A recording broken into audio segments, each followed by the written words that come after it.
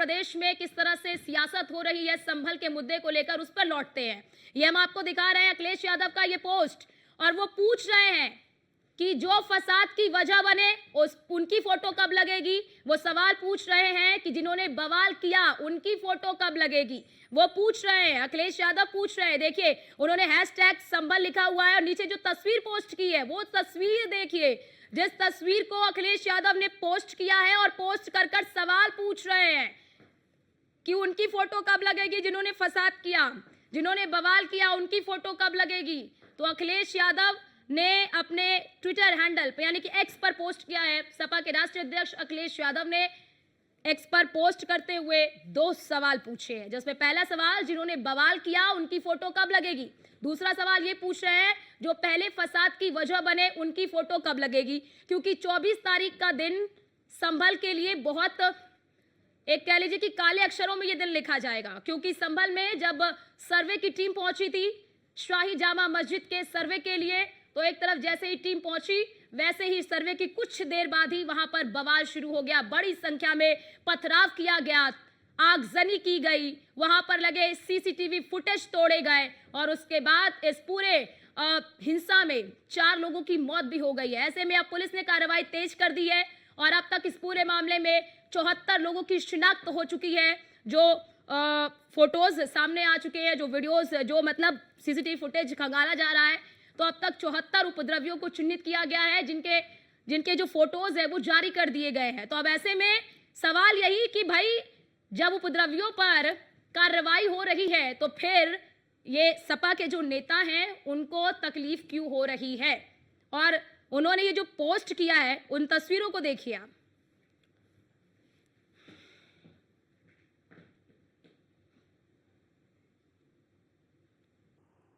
और हमारे साथ हमारे संवाददाता एसके वाजपेयी हमारे साथ लाइव जुड़ चुके हैं। एसके, देखिए, जिस दिन से ये बवाल हुआ है, जिस दिन से हिंसा हुई है, उसके बाद ही सियासत भी इस पर उफान पर है। अब ऐसे में अखिलेश यादव ने अपने एक्स पर जो फोटो शेयर की, और फोटो शेयर करते हुए ये सवाल पूछ रहे हैं कि जो फसाद की वजह बने उनकी फोटो कब लगेगी। ऐसे में अखिलेश यादव नीचे विष्णु शंकर जैन सर्वे टीम की फोटो टैग कर कर ये सवाल पूछकर क्या संदेश देने की कोशिश कर रहे हैं।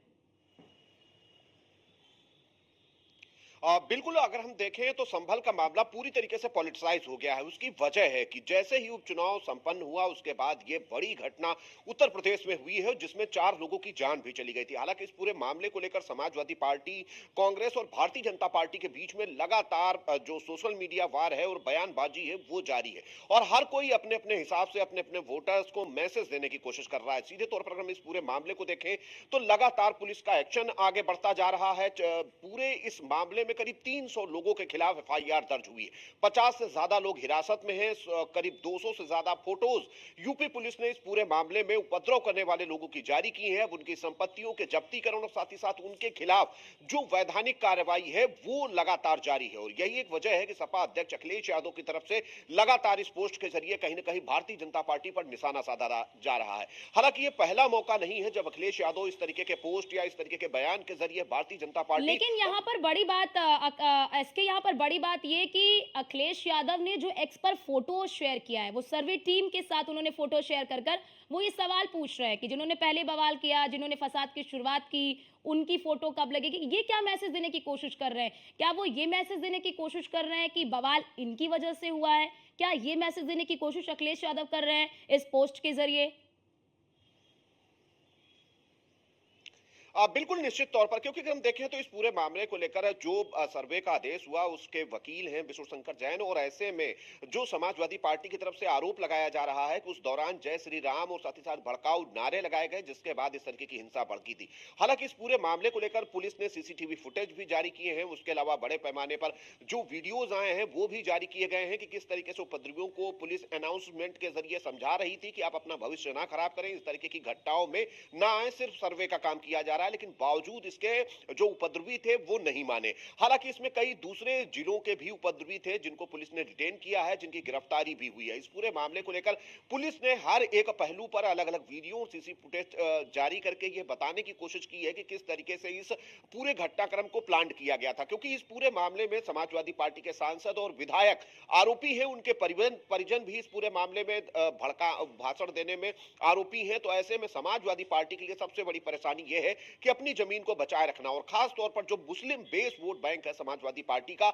उसको भी बचाए रखना। यही एक वजह है कि अखिलेश यादव की तरफ से इस तरीके के पोस्ट के जरिए मुस्लिमों को एक मैसेज देने की कोशिश जरूर की जा रही है कि वो हर स्थिति में उनके साथ खड़े हैं। चूंकि इसमें उनके सांसद और विधायक भी दोषी हैं और उन पर भी लगातार पुलिस शिकंजा कसने की कोशिश कर रही है, लगातार उनको लेकर पुलिस अपनी कार्रवाई आगे बढ़ा रही है, उनके परिजनों के खिलाफ भी मुकदमा दर्ज हुआ है। तो ऐसे में समाजवादी पार्टी के लिए दो परेशानियां हैं। एक तो पूरे प्रदेश भर में एक मैसेज जा रहा है कि समाजवादी पार्टी के जो नेता हैं वो कहीं ना कहीं इस तरीके के कार्यों में लिप्त हैं, और दूसरी तरफ समाजवादी पार्टी को मुस्लिमों को भी कहीं ना कहीं एक मैसेज देना है ताकि वो पार्टी के साथ जुड़े रहें।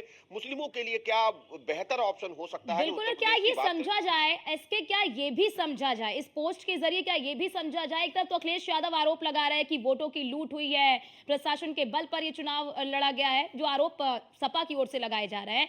ऐसे में क्या ये समझा जाए कि अखिलेश यादव आरोप जरूर लगा रहे हैं, लेकिन अखिलेश यादव ये समझ चुके हैं कि उनका वोट बटा है और यही वजह है कि अपने वोटर्स को एकत्रित करने के लिए वो इस तरह से दिखा रहे हैं कि हम मुस्लिम हितैषी हैं।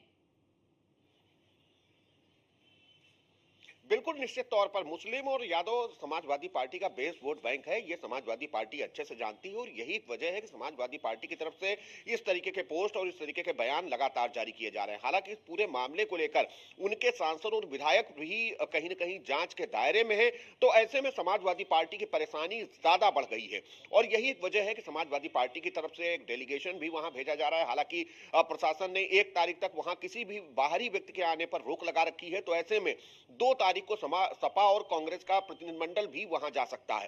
तो सीधे तौर पर इस पूरे मामले को लेकर राजनीतिक कहीं न कहीं हवा देने की कोशिश सभी पार्टियों की तरफ से की जा रही है और ऐसे में समाजवादी पार्टी अध्यक्ष अखिलेश यादव की तरफ से ये पोस्ट कर ये बताने की कोशिश है कि भले ही हमारा डेलीगेशन वहां ना आ पा रहा हो, लेकिन जो लोग हैं उनके मुद्दों को लगातार उठाते रहेंगे, क्योंकि कहीं न कहीं इस पूरे मामले में समाजवादी पार्टी के जो नेता है उनका जो नाम आ रहा है वो समाजवादी पार्टी के लिए काफी बड़ी परेशानी का सबब है, क्योंकि हर एक जगह पर जो चीजें हो रही हैं, चाहे वो कन्नौज का मामला रहा हो, चाहे वो अयोध्या का मामला रहा हो, या इसके बाद कानपुर के इरफान सोलंकी का मामला रहा हो, आजम खान का मामला रहा हो और उसके बाद अब संभल का ये मामला, तो सीधे तौर पर समाजवादी पार्टी के जो मुस्लिम नेता हैं वो एक के बाद एक कहीं न कहीं इन चीजों में पाए जा रहे हैं, जिसके बाद पुलिस उनके खिलाफ एक्शन ले रही है और एक निगेटिव माहौल पूरे प्रदेश भर में उनके लिए तैयार हो रहा है। तो ऐसे में समाजवादी पार्टी के लिए परेशानी यही है कि अपने बेस वोट बैंक को बचाना है, अपने नेताओं को भी बचाना है। तो ऐसे में समाजवादी पार्टी की तरफ से इस तरीके के पोस्ट किए जा रहे हैं।